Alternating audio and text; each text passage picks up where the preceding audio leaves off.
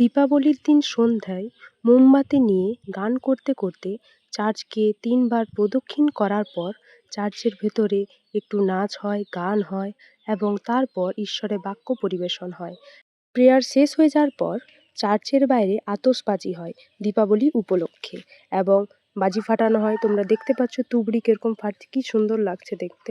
সকলে মিলে আমরা ওটা এনজয় করতে থাকি। দেখো সকলে, বাচ্চারা তো তা দেখে খুবই খুশি হয় এবং আনন্দে চিৎকার করতে থাকে, তার সাথে আমরাও।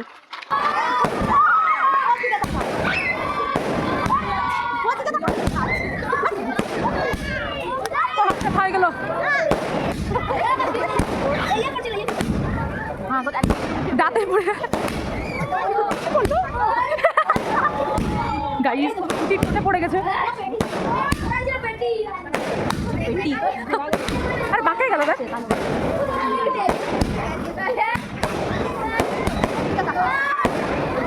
অনেকদিন পর আমরা ঝুরঝুরি বাতি পেয়েছি হাতে, তাই আমরা মোমবাতি দিয়ে আগুন জ্বালাচ্ছি ঝুরঝুরি বাতি এবং তারপর ওটা ধরে ঘোরাবো ঘোরাবো ঘোরাবো, দেখি কিরকম হয়।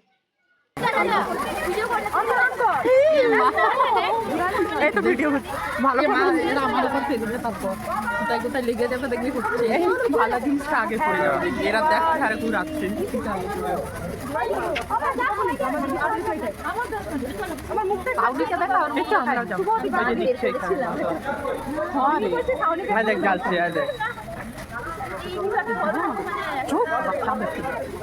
এই বুড়ি বুড়ি গুলো বেলাল নিয়েছে।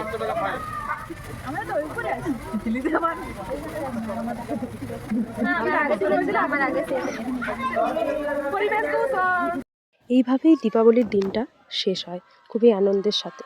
এবং এটা দুঃখিত যে পরিবেশ দূষণ করে ফেলেছি, একটু একটু মজার জন্য একটু পরিবেশ দূষণ, দুঃখিত, কিন্তু সব কিছুটা যাতে লিমিটে হয়। ধন্যবাদ, টাটা। দেখো আরেকটু ভিডিওটা।